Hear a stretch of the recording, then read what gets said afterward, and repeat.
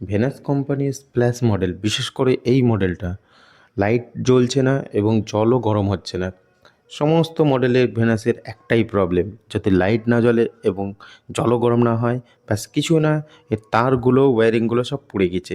কারণ এই যে কয়েল দুটো চীনামাটির যে কয়েলটা থাকে, এগুলো এত হিট হয়, হিটের ফলে এর বাইরে পর্যন্ত হিটটা বাইরে আসে, যার ফলে প্লাস্টিকগুলো হালকা হালকা করে ফেটে যায়। তো আমরা এই ক্ষেত্রে কী করলাম, যে সমস্ত তারগুলোকে, ক্লিপগুলোকে নতুনভাবে পাল্টি দিয়ে আমরা সেট করে দিলাম। সেট করার পর আবার গিজারটাকে চালালাম, ঠিক আগের কন্ডিশনে ফিরে আসলো।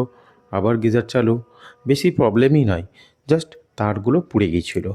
তো এই ক্ষেত্রে আমরা শুধু চার্জটা নিলাম, আমাদের নিজস্ব সার্ভিস চার্জ যেটা থাকে, তো সার্ভিস চার্জ নিয়ে আবার চলে এলাম।